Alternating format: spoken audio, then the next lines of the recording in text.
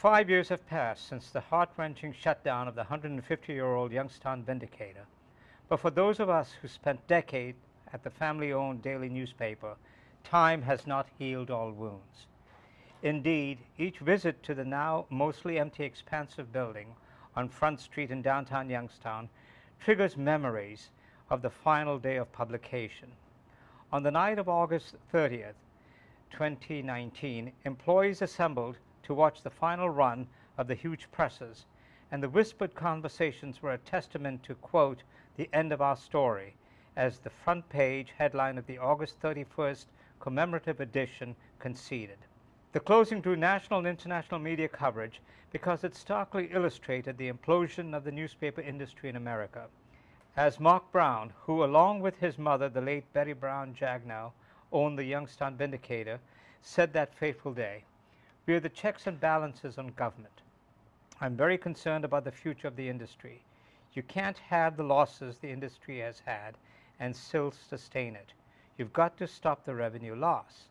But if the revenue isn't there, it isn't there," close quotes. So what does the future hold for the greatest democracy on earth without financially vibrant newspapers? I'm Bertram Souza, who spent 40 years at the Vindicator and served as the last editorial page editor and Sunday editorial page columnist. I'm joined by three veteran Vindicator journalists: Ernie Brown, who spent 43 years at the paper, Cindy Rickard, with 41 years service, and Robert McFerrin, who was at the paper for 30 years. So guys, here we are again, as we were 5 years ago. And, you know, as I thought back to that day, and you know, the last day when we all worked for the last edition, the thought that struck me was there was an atmosphere like it was a funeral home, that we were, you know, there was very little chatter, very little noise. In fact, Betty Brown Jagnow, the late Betty Brown Jagnow, would come by my desk and just stand there and look around the newsroom and then leave. Yeah, and I think she was really affected. And then she'd come back, and then finally one time she said to me, she says, "What are all these people going to do?" And it was so sad, and for those of us who, you know, almost gave our lives to the paper. So let's start with Ernie, since you're the senior member of this class. What are your memories of the last day we worked to put out the commemorative edition? Well, the thing I remember most was that Mark Sweetwood, who was the managing editor, tried to really keep us focused on what we needed to do, even though it was the last day of publication.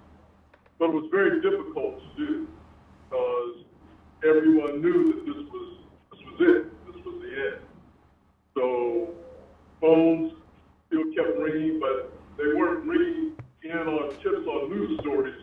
They were ringing in on tips of saying goodbye and we're so sorry, and it's a sad day for Youngstown. Those types of calls were the calls that I received on the regional desk. Sin? Yeah, and I came into the night shift, and everybody was busy, but I mean, you could see everybody was affected. It was sort of, you know, you could see the emotion on their face, and sometimes you could see tears welling up. I think Mrs. J was really affected, and that comment that you said she made, I think that's why they kept the paper going for so long, because they had that sense of responsibility to all of the families who they were essentially feeding and clothing and housing through the salaries we got at the paper. So it was a very difficult day, and you know, as you mentioned in the opening, I had the opportunity recently to revisit the office, and walking through that hollow press room is just gut-wrenching. I mean, it just grabs my stomach when I see it. And you know, the Vindicator name is still on the building. I know it is. So like every time you drive by, it's sort of similar. And Robert, you designed the commemorative edition that's on display here, with the headline, "The End of Our Story," and pictures of the last staff compared to the original staff, and then there were stories about the closing. talk to us about that, about what? I mean, actually, our last day, because like reporters and all, they had their jobs were done. So on our last day, they were done. They were able to talk, but those of us putting the paper together, it was a large paper because we had sold so many ads, for everyone saying, this is it. This is the end of our story. We had kind of told all of our story throughout the many pages. This was like a Thanksgiving edition. On our final day, everyone's trying to hold it together and get the job done and meet our deadlines as we did every day. So it was just a lot of, emotions, hard work, and you knew that, as we'd sit in there, you'd always feel the press start up in our building. And it would just, there'd be a vibration that when you worked at that many, that's how you knew what was going on. Press is running, we're good, It's like, and if it wasn't, and to know that was the last day that press was going to run. And Mark and his mother had invited families, of employees to join the staff members to come and watch that final run, and we were all down in the press room, watching the presses, and it was just, for a lot of people. A lot of reporters had never been down to the press room. That's true. And so that was the first time they ever saw those. That what, 3 stories high was that? 3 stories high. And it was huge, massive. Length of the building. Right. And the press, for us had only been in for 10 years, not even. So it was, something that was newer for us. So. Yeah, and we talk about the industry, and we'll chat some more about the future of newspapers in this country. But as Mark Brown said. The decision was made after almost 5 years of him trying to find a way not to close the paper. The doors. He had talked early. If you recall, I had retired and then I came back, and so before I returned, Mark and I went out to dinner. And it was several years before we closed, and we sat down, and he talked about me coming back on a part-time basis because of my eye and all of that. And then he says, I got to tell you something, and that's when he told me, he says, for 20 years we've had losses, and we've made up the losses, operational losses. He said, but now it's really getting tough, and I'm trying to figure out what to do, and I'm looking to see if we can sell it and keep the staff and all of that. So he really went all out to try and save the paper. But then remember afterwards there was the community meeting, where people were really upset about it, and some were crying. And sure. I mean, it wasn't just. I mean, obviously they treated us all like we were part of their family, and but it was the bigger question too of this is the impact on the community, because we were the watchdog for the community, absolutely. Yeah. And Ernie, I'm trying to phrase this in a way not to make too much of it, but it was a family-owned newspaper. First, Mr. Brown, Bill Brown, was the publisher, and then Betty, his wife, took over, and Mark, the son, was the general manager. You were the first a black journalist who was assigned to cover county government, right? That's correct. And I was the first. So, yeah, go ahead, Ernie. Talk about that experience. Yeah, I was.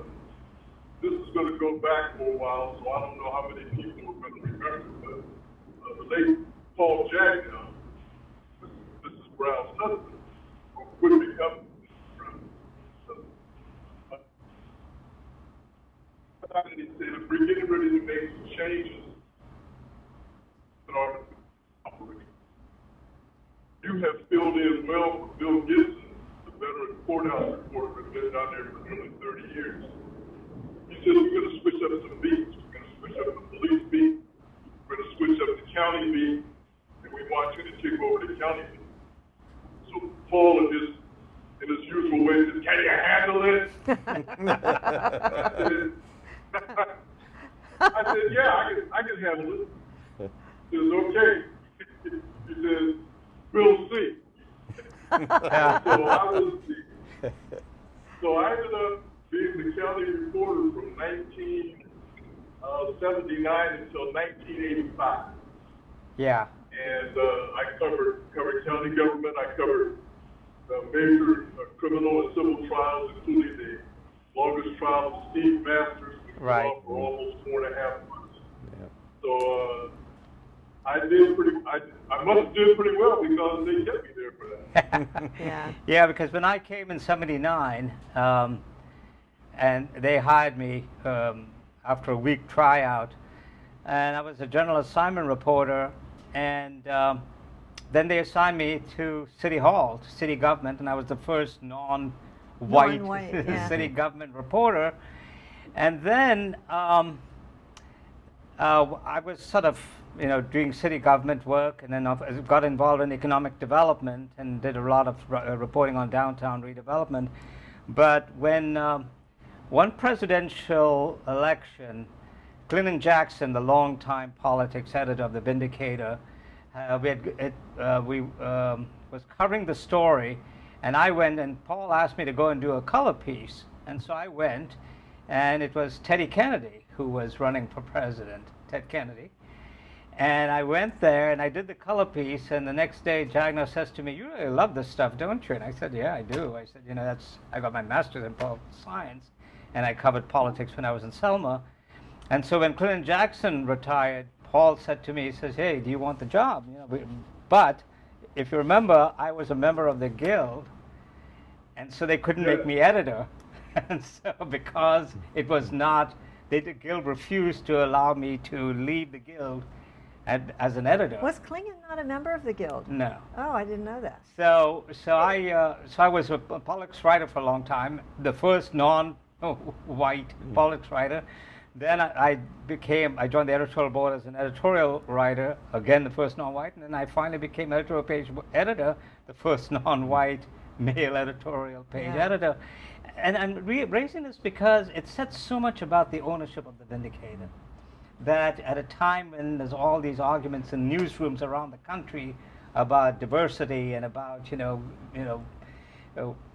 non-white reporters trying to hire them. Those conversations are going on right now. Exactly. The Vindicator, had no qualms about hiring Ernie, about hiring me. Leon Stennis was the religion editor. Was Leon there when you came, Ernst? Yes, Leon was the religion editor when I So he was actually the first hire of color. Yeah, and then who was the female who went on? Who? Actually, the first person of color that was hired was Florida Stubbs. Oh. She actually preceded Leon. Oh. And then Leon came after her. Okay. So Florida then left the paper, and then Leon was the sole black person in the newsroom until they hired me in 1976. And then there was a black reporter. Remember, she went on to the Library of Congress or whatever? Oh, Carol Davis. Carol Davis. You remember Carol? Yeah, Carol Davis. Yes, Yeah. Carol Davis. Yeah. Yeah, she came in the 80s. Yeah. Here. Right. Yeah, she came kind of after me. I kept in touch with her for years. Yeah. And I was never able to get down to see her, and I haven't heard from her in about a year. And then you. She retired from there. So, and you were in society. Cindy was in society. Well, I was hired as an intern, a news intern. And then when my internship was up, the only opening they had was in society, so I took it. And the understanding was that I would be there until an opening happened in the newsroom. And as it turned out, Annie kept me there for 5 years until Jagna said, "We're moving her," and they sent me to Trumbull County. So that was the end of my society. And then you became Trumbull County editor. Well, I became eventually I became bureau chief, and Right. I had never had a bureau chief before, and I was actually only the second female editor after Annie in the history of the paper, and the second city editor, female city editor. But then when they moved me downtown, when they kind of reconfigured Right. everything, and Tony Paglia was the senior regional editor, and Ernie and I and Tom became and Carl Basic Right. became desk editors. Then you so- also were city editor for a while. Yeah, well, they rotated. They decided to Right. start rotating us. Yeah. And we also had a female publisher after Bill Brown, the Right. publisher died. Right, Exactly. And then when you joined, and I'm trying to recall, was there an art department? It had just started back up. There had been an art department previously in the 40s at the paper. Okay. And when there was three men that worked in it at that time. And then when they retired, they at that point had ended the art department. And when USA Today came about and became more graphic and all that, informational graphics became the thing. We were going through the redesign in 1990 that we were working on, and I had joined for that effort. Suzanne Schubert was Right. the art director, and Oh, yeah. they had Yeah. broued me on to help with the redesign of the With paper. your ponytail. I had long hair at I that time. remember yeah. your ponytail. Yes, you did. Yes, you did. And Mrs. Jagdon did not like my long hair. No, she was looking and said, who is that with the ponytail? Well, I mean, I think that what I can say for the family that owned the paper is that they managed to reluctantly evolve with the times, because Right. I remember, I can't think of her name right now, the police reporter, when women started wearing Patty Mead. Patty Mead. And she came in, and I think Alyssa Lenhoff came in with short suits, Right. that had shorts with the Yeah. blazers. Yeah. Oh, that created a maelstrom with Mrs. Jagnow, and they were banned from the newsroom for a while. And then, as she started aging, she started wearing pantsuits. Yeah. And so Right. and remember, every single male reporter had to wear a tie. Yeah, she For the was the longest one who time. had issued the edict. You had to have a dress shirt and a tie. Yeah. Yep. Yeah. And I remember Tim Yovich was he could not understand, Right. how am I going to interview these criminals and these guys hanging out at the bar in a shirt and tie? Yeah. So I was trying to. Why did we all stay so long? What was it? Because when I started, and I think, I don't know whether Ernie experienced the same thing. When I started, there were 4 other reporters who were hired around the same time, including Mark Nikedno, and all 4 left. Yeah. And I stayed, and obviously I stayed because I enjoy politics, and all of us given the opportunity to cover politics and given basically free reign, which I appreciate a lot. And then they sent me to the political conventions. Yeah. I went to 4. I went to about maybe 6 or 7 of them. Oh, yes, And I they remember paid. those. Yeah, and they paid for everything, which was very nice. But and so to me there was an interest. But Ernie, why did you stay so long? Because there was a time when major newspapers were going into the smaller newspapers that had minority journalists And and were stealing Yeah. them. Well, let me share a story that happened. That I was approached by the now defunct Cleveland Press, Yeah. which was the afternoon paper challenging the plane deal. And there was a call, and they wanted me to come up to Cleveland to try out. But what happened is that the day that I was supposed to go up there and try out, there was an acknowledgement that the Cleveland Press was getting ready to close. So I said, Bad timing. maybe God is telling me that perhaps I should stay here. So I obviously I stayed here. I was never approached by any other publication trying to come and lure me away from the Vindicator. Now maybe that's because I wasn't talented enough. I don't know. But I stayed because I enjoyed the work. I enjoyed the people that I worked with, and it was just good to be in a news town. Youngstown is a great news town. It Right. still is. Yeah. Yeah. Yeah. And that's one of the things that really kept me here. Yeah. Why did you stay, son? Well, I think are you originally from this area? Yeah.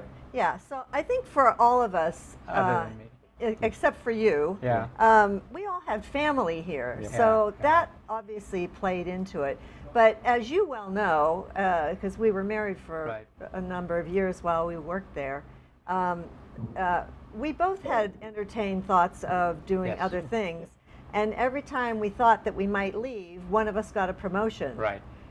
So it was kind of like, I felt like Ernie did, maybe God was saying, you're supposed to stay there. And I did enjoy the people over the years, most of them. And so it was a lot like a family, Why did you stay, Rob? I had a job offer in the early 90s at the Orlando Sentinel that I seriously considered taking, and then the one thing that Paul and Betty, they talked to me afterwards and said, you can go there and you'll just be a smaller fish. Right. Here you can do what you want, and literally, I mean, I was the art director, but Yes. I had my hands in everything we did there, Yeah. So it was definitely, we had, our ownership trusted us to do our jobs and to help, and so you weren't going to find that perhaps in other places, that you may just be able to do just what you Right. were hired to do, and I did like my role having a bigger role, so And you participated in the history book that we put out. yeah, Right. You had a big hand in that. these 100 Yeah. years, yeah, yep. But you also were key in redesigning the Yeah. paper Three several times. because we were trying to. At some Evolve. point, we realized Yeah. that we were being. There was competition not only when we started. For example, when I started, we were the 8th largest newspaper in Ohio. Right. And we were the 800-pound gorilla in media in the Mahoning Valley, and also Western PA. We were the main thing, and then all of a sudden, over the years, we started as the years went by, there was more competition, and we tried to sort of meet that competition, Right. and you played a role in that. Yeah.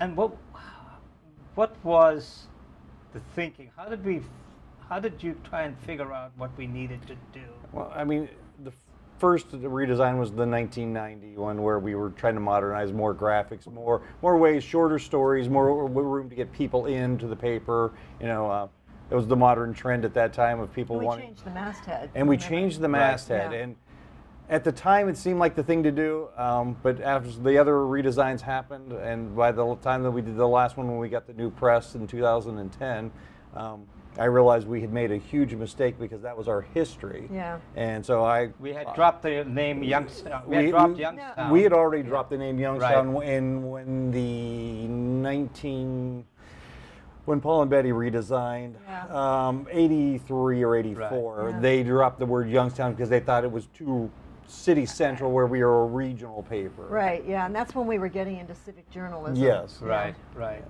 And so we went through several redesigns. Yeah, I mean, and finally by the last one, because this was always a design by committee, and by the last one, as we know what design by committee means, Yes. it's a slow process. Everyone has an opinion. We have to hear them all. And I thought they were all stupid, so. So when we did the last one, the deal was, let me just give you samples. We'll have the meetings, but let's avoid all the Yeah. early chatter. Let's get something solid on paper first. But there were also moves made by the ownership, by Betty and Mark.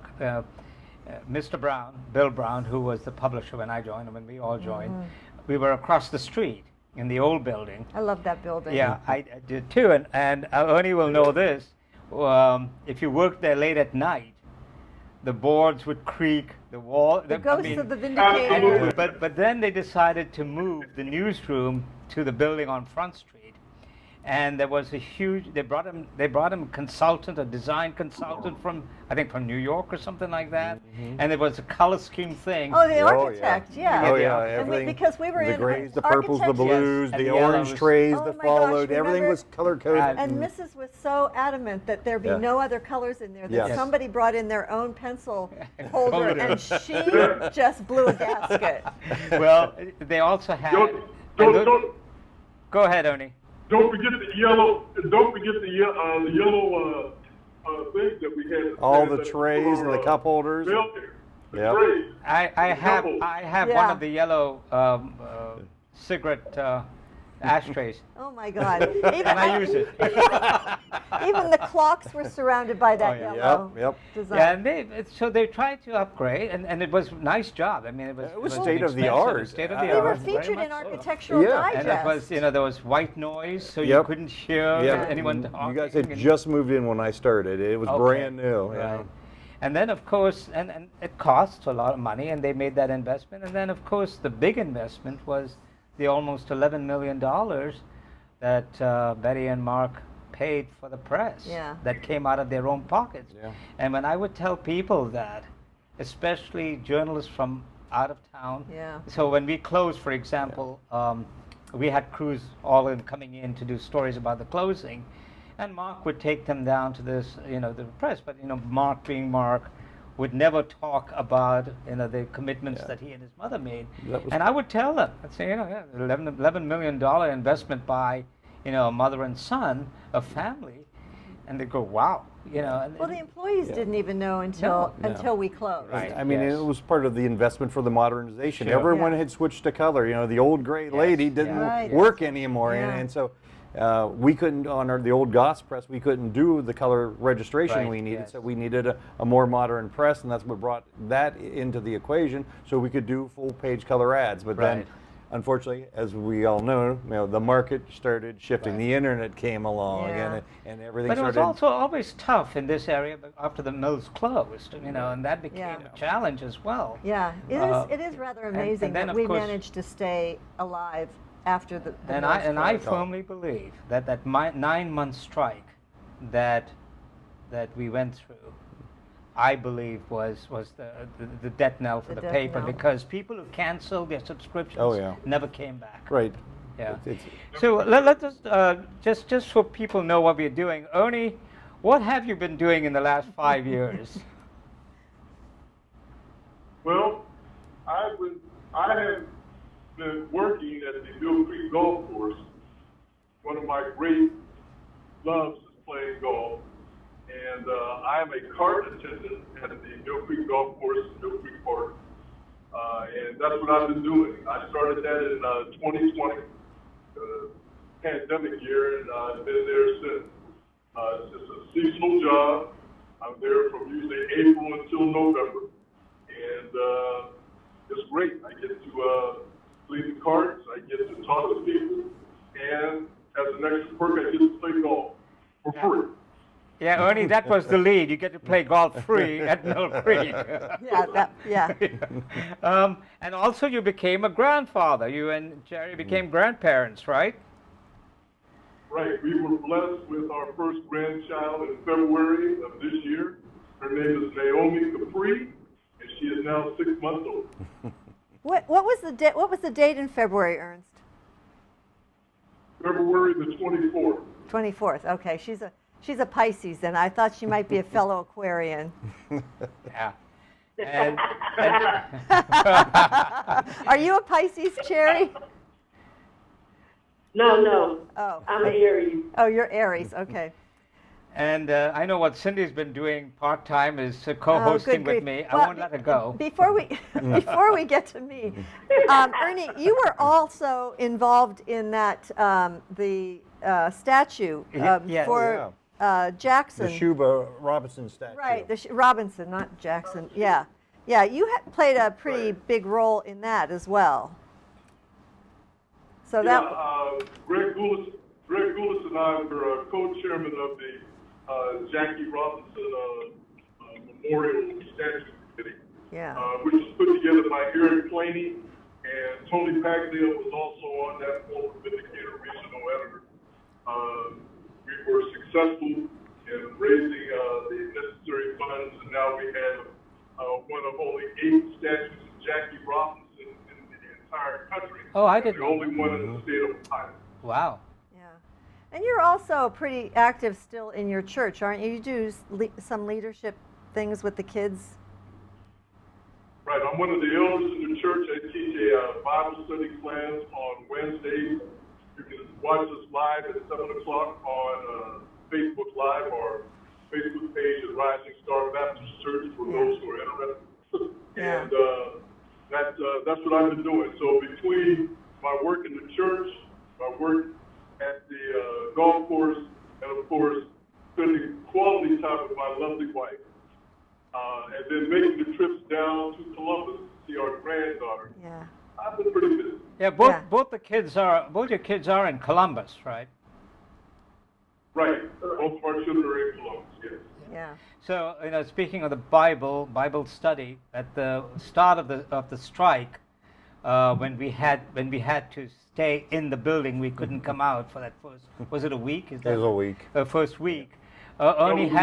Ernie brought his Bible to the strike nights, and I think he tried to start a Bible study thing, but there were no takers. So. The rest of us brought our bottles. Yes. I just tried to help out where I could. Yeah, he'd go into the conference room next to the editorial page desks, and I'd see him reading the Bible. Waiting for people to come with him. Well, I missed that whole first week because Yes, you did. I had back surgery. Right, she did. Yeah. And Robert, you're the one who has stayed in the business. I did. So go ahead and expound on what you've done for the last 5 years. Well, I was fortunate that I stayed with the same ownership and came over here to WFMJ, and I've been I'm the senior digital content manager here at WFMJ, and I work with our Sheila Miller, our managing our news director, and Justin Mitchell, assistant news director here. So we oversee the reporters and work on our watchdog reports here. What was the transition like from Print to newspaper, from broadcast. print to television? They thought I was wordy. They thought I wrote long. It's like, but I mean, the goal's the same, and that's what's nice, because on web, I can write as much as I want. So it's like, but it's the same philosophy. And with the closing, that's when the TV station decided, here at FMJ, we decided we needed to increase the watchdog role for the community. So, and that's why we kind of created our team to do just that. Yeah. And people don't realize that when we were publishing, when the Vindicator was still being published, our competition were the 3 television stations. And even when the Business Journal started, we sort of there were those in the newsroom who never considered the Business Journal. Well, it wasn't a competition. daily. No, it daily wasn't. paper So either. television, including Channel 21, Yeah. and at some point there was a effort made to try and have Channel 21 and the Vindicator work more closely together because, for example, Mona Alexander, who was the news director before she retired, Mona and I had known each other for almost 40 years because when I was covering city government, she was in WKBN. At that she was a time, reporter at the time. And so I've known Mona for a long time. And so there would be some efforts made to try and get the television the same ownership of the TV station and newspaper to work together. Yeah. And the late Paul Jagnow, the managing editor of the Vindicator, every time he was asked about that, he would answer in words that even on a podcast should not be repeated. But we can all hear it clearly in our heads. That is true. Yeah. That is true. Yeah, but there was a time, there was a time when FMJ was the number 3 station. Yep. And so now it's the number 1 in a lot of categories. And so, yeah, it's interesting. So, given your experience with the Vindicator, how has that served you here at the TV station? Because I learned. I mean, I learned from a lot of people like you guys who had a lot of experience. I was the new kid over there, and I got to learn from. I was very fortunate. I had the best teachers. I mean, so and coming over here, the things I learned I brought over here with me, and I was now the senior person over here. So. I think one of the main things that the Vindicator did well, and I'm sure you learned it, excuse me, while you were there, sorry, is editing skills. Right. Yeah. Yep. And that had Oh, to yeah. play a big part Oh, in yeah. your transition. Yeah, oh yeah, because I mean, as you know, the designer, when you got a story and it didn't fit, I had to make a way to. Sure. And so over time, you know, you worked closely. We had the copy desk. You learned AP style. You learned everything. So I didn't have to rely on others. I just know what needs to be done. You know, let's Right, just do yeah. it. So it's like, Yeah. And I think also that what the Vindicator did, and its commitment to not only the role of a watchdog, but the ownership of the paper, both Ms. Jagnow and Mark, to the community at large and the downtown area in particular.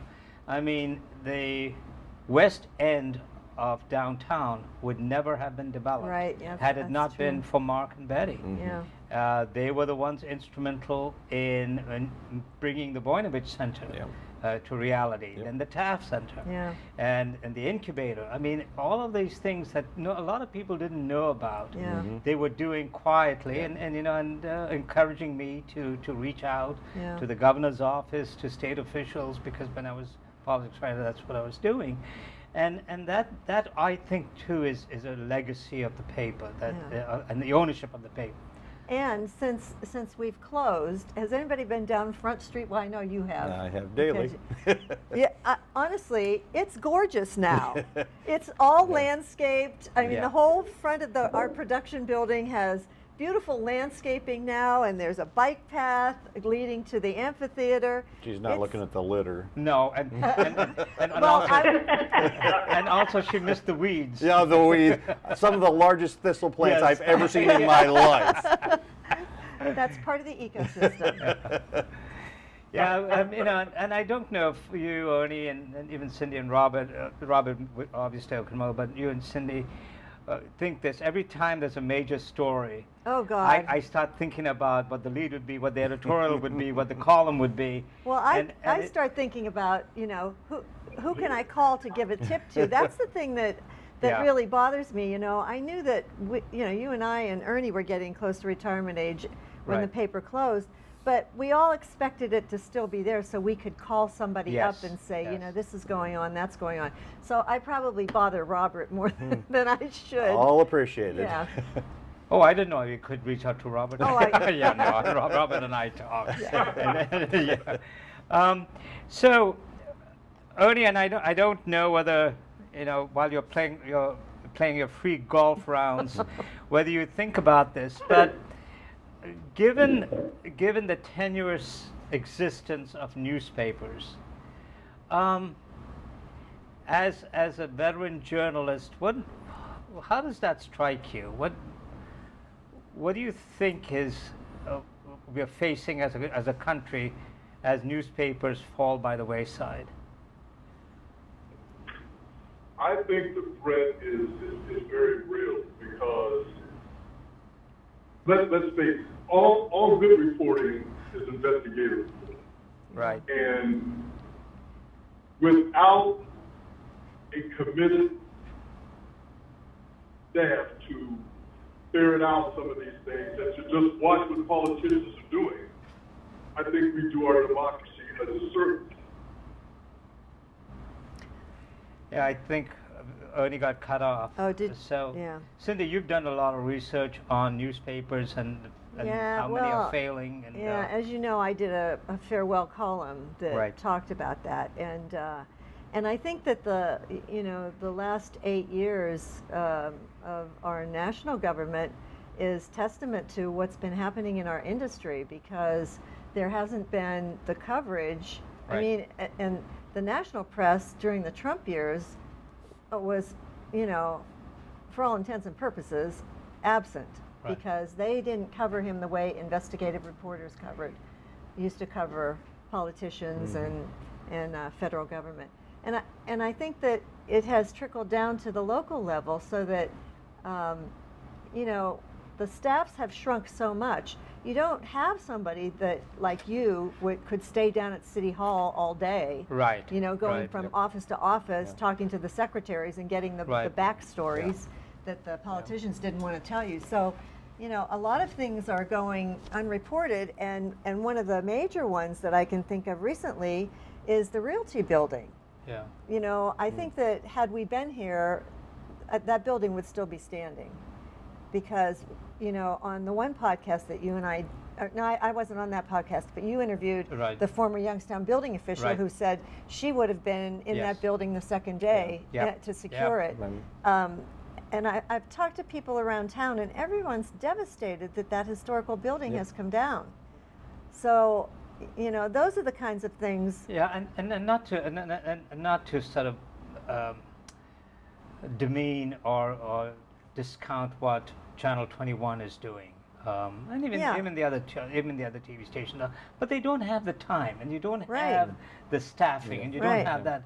For example, Well, and- I mean, they're going through the same thing that print is Right. going through Yep. because Everything's streaming. yeah, Yes, everything's yes. streaming and podcasts. So we have to I evolve listen- as well. Yeah, I listen to a But lot of podcasts. one of the things that I got a lot of calls on recently, you know, is people, including, you know, Bill Binning, you know, Professor Emeritus with of political science at YSU, had been there 60 years, former chairman of the Republican Party, and also a partner with Mark and Betty and me in the redevelopment of downtown, because he was a representative of the governor of Gunnar Voinovich.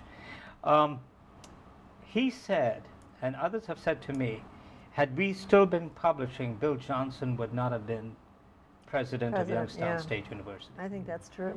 And they pointed out that we, the newspaper, single-handedly reversed the appointment of Paul Dutton, the late Dutton. Paul Dutton, That's right. as Yep. president of YSU. And I think that's what happens. And in politically, you know, I've long argued that the decrease in the number of newspapers in this country is giving rise to an increase in political stupidity. And Well, not hence- just stupidity, but, you know, Right. this move toward authoritarianism. Right, and It hence threatens you our get- democracy and is hence you what get it somebody does. like Donald Trump. Yeah. And you know, that's Yeah. what. So the challenge-wise, how does this Channel 21 sort of operate within this environment of, And you know, shrinking staff. views, Yeah. shrinking staff? Yeah. You know, But again, we're fortunate with our ownership who does understand the needs Right. and gives us the luxury to say, you know, it's important, so we're going to spend the money and do this, you know, and we do. Well, it's almost now. I'm glad we got together to do this. I'm sure the two of you, given your healthy lifestyles, will be around for the 10-year anniversary. I'm not sure about myself.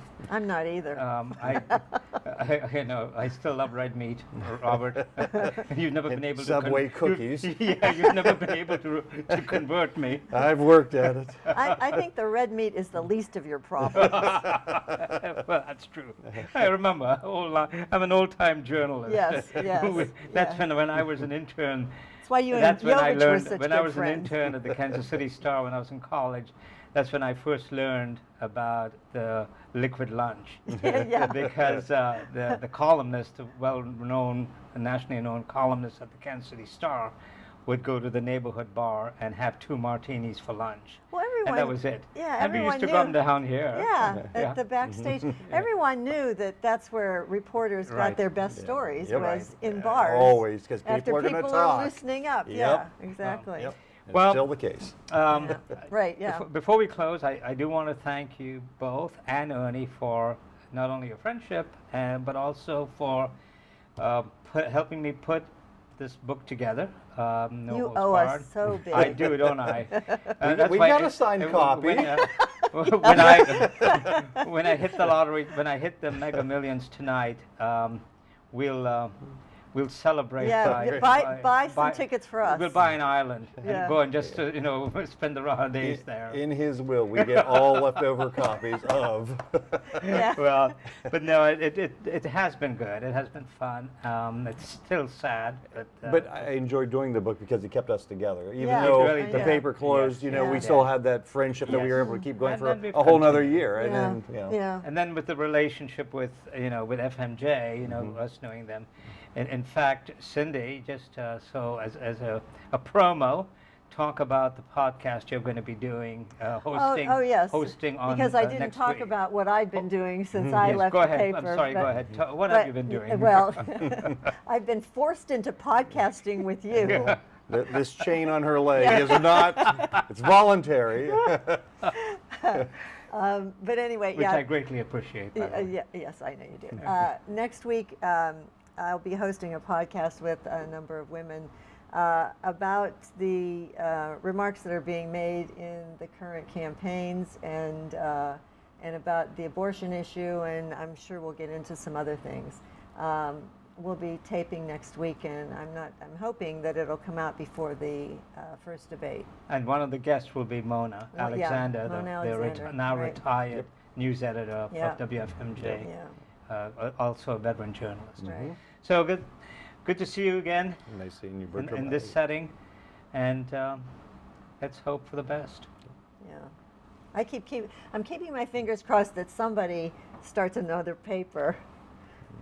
There are enough retired journalists around. No, I don't want who to. could, Yeah. who could No, get no, together no, and put out a publication. Oh, and Yeah. we need this because with social media, you know, and Yeah. the fake publications that people are getting their information from Yes. that are cropping Yes. up, you Yeah. know, from And now, with, unknown sources, you know. and that- now yeah. with AI Yep. coming in. Oh yeah, and letting the artificial intelligence write stories. Well, not only write stories, but putting out all the fake stuff, Right. you know, and Yep. assigning it to And people who haven't done newspapers it. have always been a filter between Yes. fact and fiction. Yeah. Yes.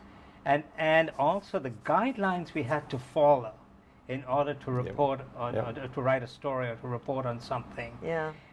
You know, I don't think the public understands that though, mean, because I right. can't tell you how many people I run into these days that tell me they don't believe any media anymore. right. And Truth, they- truth is our North Star. That's Yeah. all. Right. That is the. Right. Yeah. Yeah. And also, I mean, we were very much aware that content was important because we could be sued easily. And so, for, yes, like, right, exactly. you know, the internet and all of those sites that quote provide news are under, you know, they don't have to follow those same things. Libel laws don't apply to them. Yeah. And I don't And understand that. I don't either. I don't get either that. because Because a lot of what they print is from oh, rumor. hell yes. Oh, yeah. Yes. Y- Yeah. They're not. Yeah. They're not going out and and- interviewing yeah. and Right. getting the facts. Well, anyway, thanks. We'll talk soon. Take care. Thank you.